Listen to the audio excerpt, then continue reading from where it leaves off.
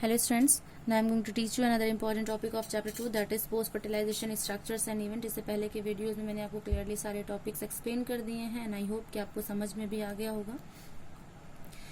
Students, pre fertilization event में gametogenesis means किसी भी इंडिविजुअल बॉडी में गैमेट का फॉर्म होना एंड देन उसका एक इंडिविजुअल बॉडी से दूसरी बॉडी तक ट्रांसफर होना, जो कि कहलाएगा आपका pre fertilization event. Then male and female gamete का फ्यूज होना, ये प्रोसेस कहलाएगा fertilization. And after the fission of gamete के बाद के जो सारे इवेंट होंगे उन्हें हम पोस्ट फर्टिलाइजेशन इवेंट में स्टडी करेंगे। ठीक है, आई होप कि पिछले सारे टॉपिक्स आपको समझ में आए हों बच्चों। अगर आपको कोई भी कंफ्यूजन है तो आप डिस्क्रिप्शन बॉक्स पे लिंक गिवन है, वहां से जाकर के डाउट सारे अपने क्लियर कर सकते हैं। ठीक है, now without wasting any time let's start our new topic. Following double fertilization event of endosperm and embryo development, maturation of ovule into seed, यानी डबल फर्टिलाइजेशन होने के बाद जो एंडोस्पर्म का डेवलपमेंट होना, उसके बाद आपका एम्ब्रियो का डेवलपमेंट होना, ओव्यूल का सीड में मेच्योर होने के बाद ट्रांसफॉर्म होना, जबकि ओवरी का फ्रूट में ट्रांसफॉर्म होना, इन सारे टॉपिक्स को कलेक्टिवली हम पोस्ट फर्टिलाइजेशन इवेंट के नाम से जानते हैं या इसी टॉपिक में से क्लियरली समझेंगे। ठीक है, ये डायग्राम के थ्रू मैंने आपको डबल फर्टिलाइजेशन समझाया था, जिसमें बताया था कि दो मेल गैमेट्स जो होंगे वो एंटर करते हैं ओव्यूल के अंदर एंड देन आपका जो फर्स्ट वाला मेल गैमेट है बच्चों वो एक्सेल के साथ फ्यूज होगा एंड फ्यूज होने के बाद ये डिप्लॉयड जाइगोट का फॉर्मेशन करेगा, जबकि जो दूसरा मेल गैमेट है वो सेंट्रल सेल पे प्रेजेंट टू पोलर न्यूक्लियाई के साथ फ्यूज होगा और फ्यूज होने के बाद फॉर्मेशन करेगा किसका, एंडोस्पर्म का। आई होप कि यहाँ तक आपको समझ में आया होगा। सिनर्जिट्स पे जो आपकी एक्सेल प्रेजेंट थे उसके साथ फर्स्ट मेल गैमेट फ्यूज हुआ, फॉर्मेशन हुआ डिप्लॉयड जाइगोट का, जबकि जो दूसरा मेल गैमेट था वो पोलर न्यूक्लियाई के साथ फ्यूज होगा या टू पोलर न्यूक्लियाई के साथ फ्यूज हो जाएगा और इस प्रोसेस को या इस फिनोमिना को हम ट्रिपल फिजन के नाम से जानेंगे। एंड जो ट्रांसफॉर्मेशन हो जाएगा, डेवलपमेंट हो जाएगा आपका, हो जाएगा प्राइमरी एंडो स्पर्म न्यूक्लियस का। ठीक है, और ये जो सेंट्रल सेल थी वो आपकी प्राइमरी एंडोस्पर्मिक सेल कहलाएगी। ठीक, आफ्टर द फर्टिलाइजेशन के बाद जो आपकी जाइगोट है इट विल ट्रांसफॉर्म या developed into embryo, while the primary endospermic cell will transform into the endosperm, ovule will transform into the seed and ovary will into the fruit. ठीक, अब इन topic के बारे में one by one clearly discuss कर लेते हैं। सबसे पहला जो प्रोसेस या फॉर्मेशन तो सबसे पहले जाइगोट का हुआ था, लेकिन जो आपका सबसे पहला प्रोसेस हम एक्सप्लेन करेंगे वो है एंडोस्पर्म। क्यों? क्योंकि एंडोस्पर्म जो होता है स्टूडेंट्स वो रिजर्व फूड मटेरियल होगा, मीन्स डेवलपिंग एम्ब्रियो को ये न्यूट्रिएंट्स या न्यूट्रिशन प्रोवाइड कराएगा। ठीक, तो जाहिर सी बात है डेवलपमेंट के लिए उसे न्यूट्रिएंट्स की जरूरत है, तो उसके लिए हम सबसे पहले एंडोस्पर्म एक्सप्लेन करेंगे। ठीक, एंडोस्पर्म डेवलपमेंट प्रीसीड्स इन एम्ब्रियो डेवलपमेंट। अभी मैंने बताया कि क्योंकि ये डेवलपिंग एम्ब्रियो को न्यूट्रिएंट्स प्रोवाइड करेगा, जिसकी वजह से इसे हम एम्ब्रियो डेवलपमेंट से पहले पढ़ेंगे या इसका फॉर्मेशन जो होगा वो एम्ब्रियो डेवलपमेंट होने से पहले होगा। In this process the primary endosperm cells divide rapidly. इस प्रोसेस में जो प्राइमरी एंडोस्पर्म सेल्स हैं वो रेपिडेडली डिवाइड होंगी एंड ट्रिप्लॉइड एंडोस्पर्म टिश्यू का फॉर्मेशन करेंगे। ट्रिप्लॉइड क्यों? क्योंकि टू पोलर न्यूक्लियाई थी, जब वो एक मेल न्यूक्लियाई के साथ फ्यूज हो जाएंगी या मेल गैमेट्स के साथ तो फॉर्मेशन हो जाएगा ट्रिप्लॉइड सेल्स का। ठीक, इसलिए जो प्राइमरी एंडोस्पर्मिक सेल्स थी वो रेपिडेडली डिवाइड होंगी और फॉर्मेशन किया उन्होंने ट्रिप्लॉइड एंडोस्पर्मिक टिश्यू का। होप कि आपको समझ में आ रहा होगा। The cells of this tissue are filled with reserve food materials. इस जो आपके एंडोस्पर्मिक टिश्यू की सेल्स होंगी वो रिजर्व फूड मटेरियल्स के साथ फिल्ड होंगी, ताकि जो डेवलपिंग एम्ब्रियो है उसे वो पूरी तरह से नरिशमेंट या न्यूट्रिएंट्स प्रोवाइड करा सके और उस एम्ब्रियो का प्रॉपरली डेवलपमेंट हो सके। Endosperm can be formed by two ways. Endosperm जो होगा स्टूडेंट्स वो दो मेथड के थ्रू इसका फॉर्मेशन होता है। फर्स्ट हो जाएगा free nuclear endospermic development and the second one is cellular mode. पहला फर्स्ट वाला एक्सप्लेन कर दूंगी जो कि मोस्टली ऑकरिंग होगा। In most common type of endosperm development जो फ्री न्यूक्लियर एंडोस्पर्म है वो ज्यादा कॉमन होता है, क्योंकि मोस्टली प्लांट में देखने को मिलेगा। The PEN undergoes successive nuclear division. इस प्रोसेस में जो प्राइमरी एंडोस्पर्मिक न्यूक्लियस है स्टूडेंट्स वो कॉन्टिन्यूसली इसमें न्यूक्लियस का डिवाइड होना या डिवीजन होना स्टार्ट हो जाता है। ठीक, this stage of endosperm development is called free nuclear endosperm और इस स्टेज को हम क्या बोलते हैं? Free nuclear endosperm. ठीक है, उसके बाद धीरे धीरे सारी सेल्स पे या सारी न्यूक्लियस पे सेल वॉल का फॉर्मेशन हो जाएगा और जो आपका न्यूक्लियस था फ्री वो सेलुलर बन जाएगा। यहाँ पर देखिए मान लीजिए ये एक सेल है, इसमें एक न्यूक्लियस, ये रिपीटेडली डिवाइड हुआ, फॉर्मेशन किया इसने 2 न्यूक्लियर का, देन 2 से आपके फॉर्मेशन हुए 4 न्यूक्लियस, देन 4 से आपके फॉर्मेशन हुए 1 न्यूक्लियस। लेकिन किसी भी न्यूक्लियस पे सेल का फॉर्मेशन नहीं है, जिसकी वजह से ये फ्री न्यूक्लियर को शो करा रहा है। आई होप कि समझ में आया होगा। Then after some time it will form the cell, यानी कि पहले तो ये फ्री था, कोई भी सेल का फॉर्मेशन नहीं था, लेकिन कुछ टाइम बाद हर एक न्यूक्लियस पे सेल का फॉर्मेशन हो जाता है और ये सेलुलर बन जाएगा। ठीक, पहले फ्री, देन उसके बाद सेल वॉल का फॉर्मेशन हुआ, इसलिए ये सेलुलर बन गया। पहले जब ये फ्री था तो ये सिंगल सेल की तरह एक्ट कर रहा था, लेकिन जब सब पे सेल वॉल का फॉर्मेशन हो गया तो हर एक न्यूक्लियस जो होगा वो इंडिविजुअल सेल की तरह एक्ट करना स्टार्ट कर देगा। ठीक, जबकि another one is the cellular mode. ये जो सेलुलर मोड था, इसमें जैसे ही एक सेल में न्यूक्लियस फॉर्म हुआ, इसने तुरंत ही अपने सेल वॉल के साथ फॉर्मेशन करना स्टार्ट किया। देन दूसरे 1 न्यूक्लियस से बना 2 with cell wall, and then 2 से बन गए 4 न्यूक्लियस विद सेल वॉल। मतलब न्यूक्लियस जो होगा वो सेल वॉल के साथ फॉर्म होगा। ये दोनों में डिफरेंस था, जो इंपॉर्टेंट है, आपको पढ़ना है। The number of free nuclei formed before cellularisation varies greatly. जो फ्री न्यूक्लियाई का नंबर होगा स्टूडेंट्स, मीन्स ये 4, 8, 16 ये अलग अलग हो सकते हैं, मीन्स ये 100 भी हो सकते हैं, और कुछ केसेस में 1000 जो होंगे वो भी एंडोस्पर्म का फॉर्मेशन करेंगे। ठीक है, या फ्री न्यूक्लियर एंडोस्पर्म का डेवलपमेंट कर सकते हैं। द कोकोनट वाटर, यहाँ पर एक कोकोनट का एग्जाम्पल है और इम्पोर्टेंट टॉपिक है। In a coconut water the free nuclear endosperm, जो आपका कोकोनट, जो आपकी फैमिलियर होंगे कोकोनट से, इसमें जो वाटर होता है स्टूडेंट्स वो फ्री न्यूक्लियर एंडोस्पर्म होगा, जो कि 1000 ऑफ न्यूक्लियाई से मिलकर के बना हुआ होगा। जबकि उसका जो व्हाइट पोर्शन होता है कोकोनट का, उसमें आपका सेलुलर एंडोस्पर्म देखने को मिलेगा। मीन्स जो वाटर है वहां पर free nuclear endosperm and the white kernel is made up of cellular endosperm. ठीक है, नेक्स्ट आ जाएगा एंडोस्पर्म में either be completely consumed by developing embryo. जब एक सीड में एम्ब्रियो का डेवलपमेंट होना स्टार्ट होता है स्टूडेंट्स, तो कुछ कंडीशन में कुछ सीड ऐसे हैं कि जो कंप्लीटली एंडोस्पर्म को कंज्यूम कर जाते हैं, जबकि कुछ सीड्स ऐसे हैं जो पार्शियली या हाफ जो एंडोस्पर्म है उसे कंज्यूम करेंगे, जबकि हाफ जो है वो बचा रह जाता है। और इसी के बेसिस पे सीड्स को 2 कैटेगरी में क्लासिफाइड किया गया है, जिसको हम आगे के टॉपिक्स में क्लियरली समझाएंगे। ठीक है, एंडोस्पर्म में either be completely consumed by the developing embryo. कुछ सीड जैसे कि पी, ग्राउंडनट, बीन्स, ये आपके एग्जाम्पल हैं जिनमें कंप्लीटली एंडोस्पर्म जो है वो डेवलपिंग एम्ब्रियो के थ्रू कंज्यूम कर लिया जाता है। ठीक है, जबकि कुछ ऐसे हैं जिनमें कुछ पोर्शन एंडोस्पर्म का सीड जो है या डेवलपिंग जो एम्ब्रियो होगा वो कंज्यूम करेगा, जबकि कुछ पोर्शन जो है वो बचा रह जाता है। ठीक है, जर्मिनेशन में हेल्प करने के लिए। अब ओवरव्यू एक बार ले लेते हैं आपका एंडोस्पर्म के फॉर्मेशन में। सबसे पहले एंडोस्पर्म जो होगी वो डिप्लॉइड सेल होगी, क्योंकि 2 पोलर न्यूक्लियाई जो होगी वो मेल गैमेट के साथ फ्यूज हुई और दोनों ने डिप्लॉइड नेचर का फॉर्मेशन किया। ये डिप्लॉइड सेल का फॉर्मेशन हुआ, इसलिए इस फिनोमेना को हम ट्रिपल फिजन के नाम से भी जानते हैं। नेक्स्ट हो जाएगा आपका प्रीसीड्स एम्ब्रियो डेवलपमेंट। दूसरा जो होगा मैंने बताया आपको, क्योंकि जो एंडोस्पर्म होगा वो आपके डेवलपिंग एम्ब्रियो को नरिशमेंट या न्यूट्रिएंट्स प्रोवाइड कराता है, जिसकी वजह से एम्ब्रियो के डेवलप होने से पहले का जो प्रोसेस होगा वो आपका क्या हो जाएगा, एंडोस्पर्म फॉर्मेशन। ठीक है, या एंडोस्पर्म का डेवलपमेंट। नेक्स्ट टॉपिक जो होगा थर्ड प्रोसेस, देन पीईसी या प्राइमरी एंडोस्पर्मिक सेल जो होगी वो डिवाइड होकर फॉर्मेशन करेगी प्राइमरी एंडोस्पर्मिक टिश्यू का। देन जो आपका फॉर्मेशन होता है एंडोस्पर्म का वो 2 प्रोसेस से होगा। एक हो जाएगा फ्री न्यूक्लियर एंडोस्पर्मिक डेवलपमेंट, जो कि ज्यादा कॉमन टाइप का एंडोस्पर्मिक डेवलपमेंट है, and the second one is cellular mode. जो आपका फ्री न्यूक्लियर एंडोस्पर्म है वो बहुत सारे प्लांट्स में देखने को मिलता है, कॉमनली मैंने एग्जांपल कॉटन का लिया है, जबकि सेलुलर मोड जो होगा वो पेटूनिया फैमिली में या पेटूनिया फैमिली के जो प्लांट्स होंगे उनमें देखने को मिलता है। ठीक है, नेक्स्ट टॉपिक जो है स्टूडेंट्स वो आपका है embryo. Embryo develop at the micropylar and. आपको ओव्यूल का डायग्राम याद होगा, यहाँ पर सेनर्जिट्स सेल प्रेजेंट थी, वाला एंड जो था वो आपका माइक्रोपाइलर एंड था। सेनर्जिट सेल्स पे ही यहाँ पर आपकी फीमेल गैमेट या एक्सेल प्रेजेंट थी, और यहीं पर जो है वो एम्ब्रियो का, क्यों, क्योंकि यहीं पर जो है वो मेल गैमेट आकर के फ्यूज होगा। मेल एंड फीमेल गैमेट के फ्यूज होने के बाद डिप्लॉइड जाइगोट का फॉर्मेशन हुआ। यही जाइगोट जो होगी वो आपकी फॉर्म करेगी, डेवलप करेगी एम्ब्रियो में। तो एम्ब्रियो का डेवलपमेंट जो होगा स्टूडेंट्स वो माइक्रोपिलर एंड पे ही होता है या माइक्रोपाइलर एंड पे होगा, जहां पर एम्ब्रियो सैक प्रेजेंट था। द जाइगोट इज सिचुएटेड, जहां पर एम्ब्रियो सैक में आपके जाइगोट प्रेजेंट थी वहीं से आपका एम्ब्रियो का डेवलपमेंट होना स्टार्ट होगा। Most zygotes divide only after certain amount of endosperm is formed. ज्यादातर जाइगोट्स जो है वो जैसे ही उन्हें थोड़ा सा अमाउंट में ही जो है या सर्टेन अमाउंट में उन्हें एंडोस्पर्म जैसे मिलता है वैसे वो डिवाइड होना रैपिडली स्टार्ट कर देंगी, ठीक।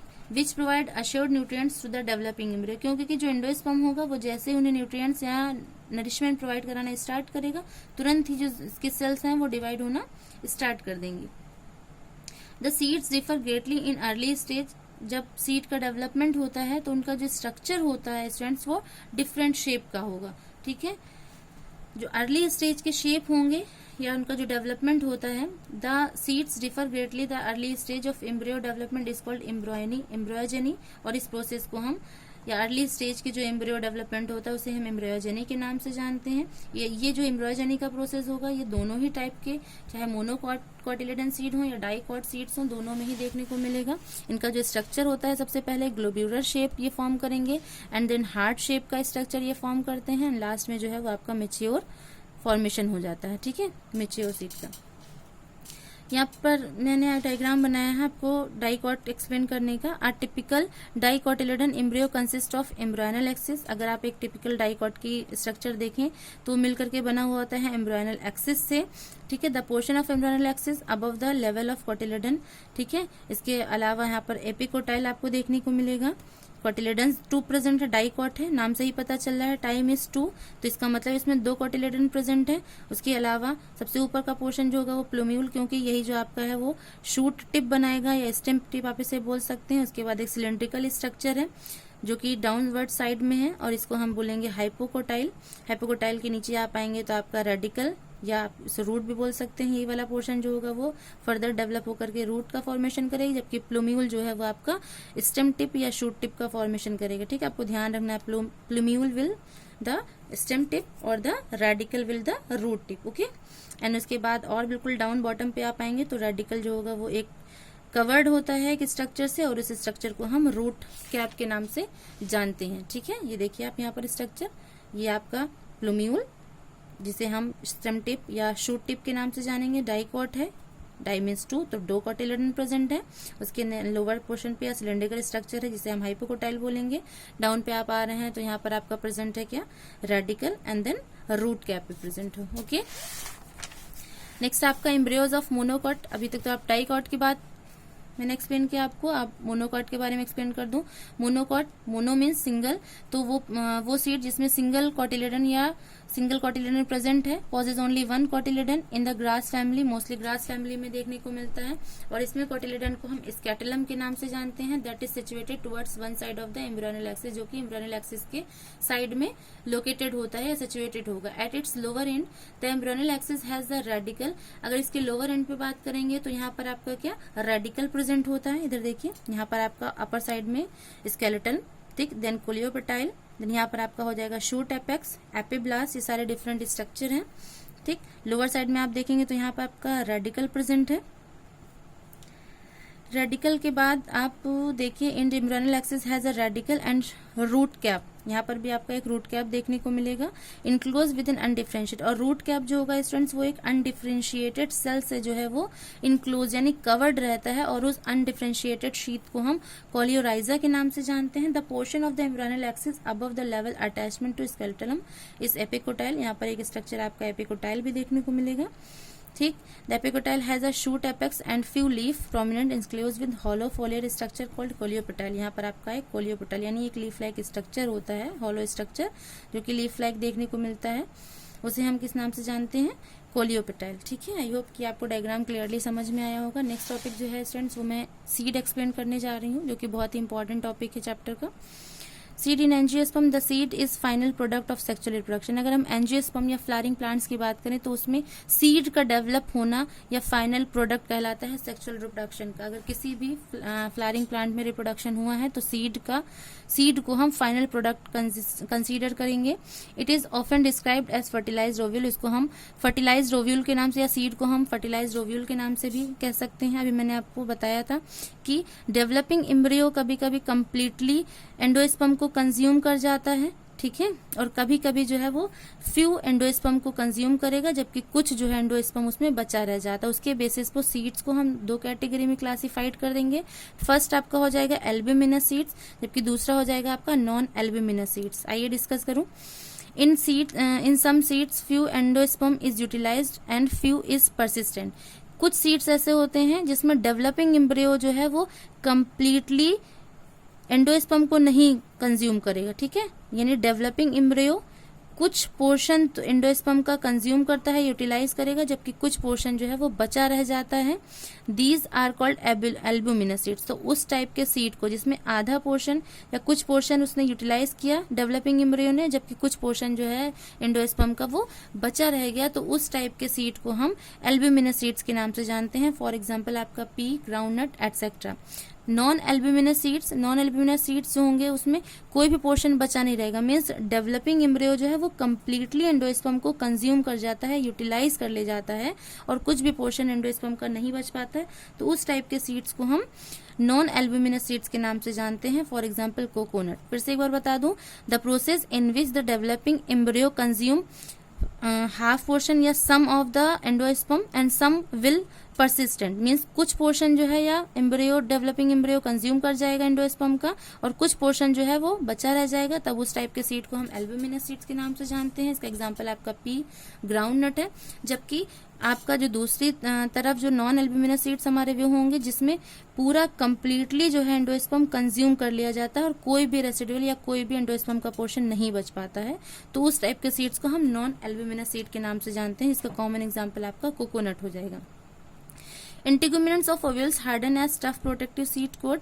The micropylar remain as a small pore in the seed. इंटीग्यूमिनेट्स जो होंगे ओव्यूल्स के, मैंने आपको मेच्योर ओव्यूल का जब स्ट्रक्चर बताया था तो वहां पर एक्सप्लेन किया था कि इंटीग्यूमिनेट्स जो होंगे वो सेल्स होती हैं जो प्रोटेक्टिव होंगी, प्रोटेक्टिव सीड कोट होती हैं या प्रोटेक्शन प्रोवाइड करती हैं एम्ब्रियो साइक को. वो सेल्स जो होंगी वो हार्ड हो जाती हैं. The micropylar remain as a small pore. जबकि माइक्रोपाइलर एंड जो था वो एक पोर की तरह रहेगा, जो कि एंट्री ऑफ ऑक्सीजन, मीन्स ये एक होल होता है जो सीड के अंदर ऑक्सीजन, वाटर, इन सब चीजों को एंटर करने की फैसिलिटी प्रोवाइड करेगा या फैसिलिटेट करेगा, ताकि इजिली सीड के अंदर जो है वो आपका वाटर, ऑक्सीजन, ये सारी चीजें एंटर कर सकें, ठीक है.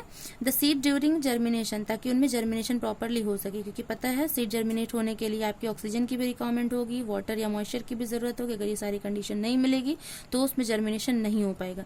तो स्टूडेंट्स जो माइक्रोपाइलर एंड है वहां पर जो होल होता है वो क्या प्रोवाइड करेगा, एंट्री प्रोवाइड कराता है, ताकि ऑक्सीजन, वाटर जो है वो इजिली सीड के अंदर एंटर कर सके. Okay. As the seeds mature its water content is reduce. जैसे जैसे सीड जो है स्टूडेंट्स मैच्योर होता जाता है, इसकी वाटर कंटेंट मींस जो मात्रा है वाटर की वो कम होना स्टार्ट कर देती है या कम हो जाती है, और 10 to 15% ही मास में बच पाता है वाटर, ठीक है. और सीड्स जो है वो ड्राई हो जाता है या सूख जाएगा.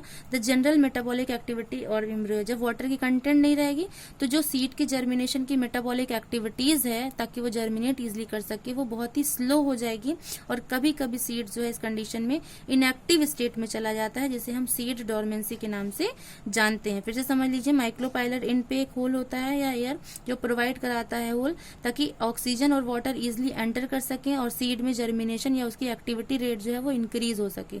कुछ कंडीशन में क्या हो जाता है, जैसे जैसे सीड मेच्योर होता चला जाता है जो वाटर की मात्रा है वो रिड्यूस होना स्टार्ट हो जाएगी, और रिड्यूस होने के साथ जो है वो सीड जो है आपका वो रिलेटिवली ड्राई हो जाएगा.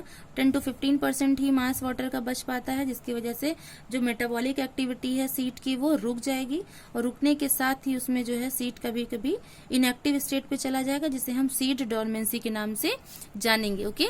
सीड डोरमेंसी मीन्स सीड का इनएक्टिव स्टेट में चला जाना due to the reduced water content या वाटर कंटेंट की कम मात्रा पहुंचने की वजह से जो उसकी एक्टिविटी रेट है वो स्लो हो जाएगी, जिसकी वजह से इनएक्टिव स्टेट में सीड चला जाएगा, उसमें जर्मिनेशन प्रॉपरली नहीं हो पाएगा, और इस प्रोसेस को हम किस नाम से जानेंगे, सीड डोरमेंसी.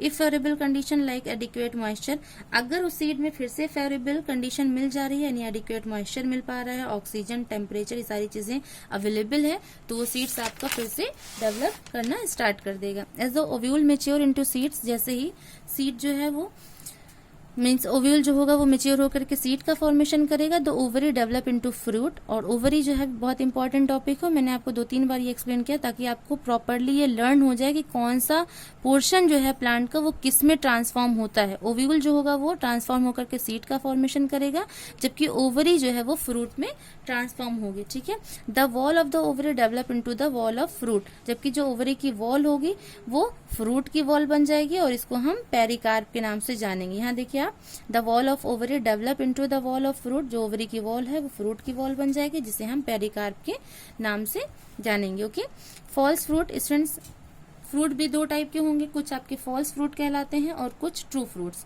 आइए, in a few species such as apple, strawberry, cashew etc. the thalamus also contribute to fruit formation। इससे पहले मैंने आपको एक्सप्लेन किया ओवरी जो है वो कन्वर्ट होती है किसमें, फ्रूट में। ठीक है, लेकिन कुछ प्लांट्स ऐसे हैं जैसे कि आपका स्ट्रॉबेरी, कैश्यू एटसेट्रा, इसमें ओवरी के अलावा थैलेमस जो है वो भी कंट्रीब्यूट करता है फ्रूट के फॉर्मेशन में। ठीक है, तब उस टाइप के फ्रूट को हम फॉल्स फ्रूट के नाम से जानते हैं। The transformation of the fruit from the ovary with the help of thalamus also. ठीक है, वो प्रोसेस जिसमें थैलेमस भी कंट्रीब्यूशन करता है फ्रूट के फॉर्मेशन में, उस प्रोसेस को हम फॉल्स फ्रूट के नाम से जानते हैं। ठीक, जबकि ट्रू फ्रूट्स हमारे वो होंगे जो कि सिर्फ और सिर्फ ओवरी की हेल्प से ही डेवलप होंगे। Most fruits however develop only from the ovary, यानी ज्यादातर जो आपके फ्रूट्स होंगे वो ओवरी से ही डेवलप होकर के फॉर्म होंगे और उस टाइप के फ्रूट्स को हम ट्रू फ्रूट्स के नाम से जानेंगे। नेक्स्ट टॉपिक है आपका parthenocarpic fruits. There are a few species in which fruits develop without fertilization. बहुत सारी ऐसी स्पीशीज हैं जिनमें बिना फर्टिलाइजेशन के आपका फ्रूट का फॉर्मेशन हो जाएगा। मैंने आपको पिछले वीडियोस में बताया है कि फर्टिलाइजेशन ही वो प्रोसेस है जिसमें फ्रूट का फॉर्मेशन होगा, लेकिन कुछ एक्सेप्शंस ऐसे हैं स्टूडेंट्स जिसमें फ्रूट का डेवलपमेंट जो होता है वो बिना फर्टिलाइजेशन के हो जाएगा। तब इस प्रोसेस को हम पार्थेनोजेनेसिस के नाम से जानेंगे and the fruit which is developed by this process is known as parthenocarpic fruits. Means इस प्रोसेस को पार्थेनोजेनेसिस के नाम से जानेंगे जिनमें बिना फर्टिलाइजेशन के फ्रूट का डेवलपमेंट होगा, और इस प्रोसेस को हम पार्थेनोकार्पिक फ्रूट्स के नाम से जानेंगे। ठीक है, इस प्रोसेस को पार्थेनोजेनेसिस और उस फ्रूट को हम पार्थेनोकार्पिक फ्रूट्स। ठीक, parthenocarpic can be induced through the application of growth hormone and such fruits are seedless. ठीक है, पार्थेनोकार्पिक फ्रूट्स हमेशा सीडलेस होंगे। कॉमन एग्जांपल आपका बनाना है, बनाने में आपने फ्रूट में कभी भी कोई सीड नहीं देखा, इसलिए जो आपके पार्थेनोकार्पिक फ्रूट्स हैं स्टूडेंट्स वो सीडलेस होंगे। ठीक है, एपोमिक्सिस, नेक्स्ट टॉपिक जो आपका स्टूडेंट्स मैं एक्सप्लेन करने जा रही हूँ वो है आपका apomixis and polyembryony, and this is the last topic of chapter, so I hope you will clearly understand. I will also try my level best to explain this topic because this is the last topic of the chapter. Okay, apomixis and polyembryony. Apomixis क्या होता है students? A few flowering plants such as some species of Asteraceae and grasses have evolved special mechanism to produce seed without fertilisation. कुछ plants के अंदर या कुछ flowering plants के अंदर एबिलिटी होती है, कॉमन एग्जाम्पल है species of Asteraceae and grasses. In family में जो फ्लावर होंगे उनके पास एबिलिटी होगी कि वो बिना फर्टिलाइजेशन के सीड्स को फॉर्म करें। ठीक, और इसको हम क्या बोलते हैं? एपोमिक्सिस। वो प्रोसेस जिनमें फ्लावरिंग प्लांट्स में बिना फर्टिलाइजेशन के सीड्स का फॉर्मेशन होता है, उस प्रोसेस को हम क्या बोलते हैं? Apomixis. Apomixis is a form of asexual reproduction. Apomixis जो है बच्चों वो एसेक्सुअल का ही फॉर्म है जो कि सेक्सुअल रिप्रोडक्शन की कॉपी करता है, लेकिन एग्जैक्टली ये सेक्सुअल मोड ऑफ रिप्रोडक्शन नहीं होगा, इसलिए इसे हम एसेक्सुअल मोड ऑफ रिप्रोडक्शन की कैटेगरी में ही कंसीडर करेंगे। नेक्स्ट टॉपिक है आपका पॉलीएम्ब्रॉयनी। पॉली मतलब नेम से ही पता चल रहा है, poly means many. In many citrus and few varieties of mango. मैंने सब नहीं बोला, हर एक मैंगो की वैरायटी में नहीं, लेकिन कुछ मैंगो की वैरायटी है जिसमें पॉलीएम्ब्रॉयनी प्रोसेस देखने को मिलता है, जबकि सिट्रस फ्रूट इसका कॉमन एग्जांपल है। In many citrus and mango varieties some of nucellus cells surrounding the embryo sac. अगर आपको ये वाला डायग्राम ओव्यूल का याद हो तो मैंने आपको बताया था कि इसमें न्यूसिलस सेल्स जो है वो इसकी सराउंडिंग सेल होंगी, ठीक है, जो कि इसे नरिशमेंट प्रोवाइड कराएंगी। ठीक, न्यूसिलस सेल्स जो होंगी जो कि एम्ब्रियो सैक को सराउंड करती हैं, start dividing protrude into the embryo sac. जो न्यूसिलस सेल हैं स्टूडेंट्स वो क्या करती हैं? एम्ब्रियो सैक के अंदर एंटर करने की कोशिश करना स्टार्ट करती हैं या एंटर करने लगेंगे। ठीक है, जाहिर सी बात है कि इसके अंदर एंटर करने की कोशिश कर रही हैं तो एंटर भी कर लेती हैं। ठीक, जो आपके इंटीग्यूमेट सेल्स हैं वो भी इसके अंदर एंटर कर लेंगी। Embryo sac start dividing protrude into the embryo sac and develop into the embryos. जो आपकी यहाँ पर मैंने आपको बताया ही है कि यहाँ पर आपके मेल गैमेट्स आकर के फीमेल के साथ फ्यूज होंगे और फ्यूज होने के बाद फॉर्मेशन हो जाएगा डिप्लॉइड जाइगोट का। तो डिप्लॉइड जाइगोट का फॉर्मेशन हुआ तो उसे हम जाइगोटिक एम्ब्रॉयस बोलेंगे, जबकि जो न्यूक्लियस की सेल्स इसके अंदर आकर के फॉर्मेशन करेंगी एम्ब्रियो का उसे हम न्यूक्लियर एम्ब्रियो के नाम से जानेंगे। Okay, and the embryo sac enter into the embryos in such species each ovule contains many embryos। इस कंडीशन में एक तो देखिए यहाँ पर आपका मेल एंड फीमेल के गैमेट फ्यूज हुए तो जाइगोट का फॉर्मेशन हुआ, और साथ ही साथ आपकी जो इंटीग्यूमेट्स की सेल्स थी वो भी न्यूक्लियर एम्ब्रियो का फॉर्मेशन करेंगी। तो उस कंडीशन में सिंगल ओव्यूल के अंदर बहुत सारे आपके एम्ब्रियोज का फॉर्मेशन हो जाएगा और इसी कंडीशन को हम पॉली एम्ब्रॉयनी के नाम से जानेंगे। Occurrence of more than one embryo in a seed is referred to as polyembryony. वो प्रोसेस जिसमें सिंगल ओव्यूल के अंदर एक से ज्यादा एम्ब्रियो जो होंगे वो पाए जाएंगे या एग्जिस्ट करेंगे या रहेंगे, उस फिनोमेना को हम पॉली एम्ब्रॉयनी के नाम से जानेंगे। आई होप कि आपको ऑलमोस्ट सारे टॉपिक्स स्टूडेंट्स क्लियरली समझ में आ गए होंगे। And if you have any doubt so you can ask me and clear your all doubts. Thank you, students.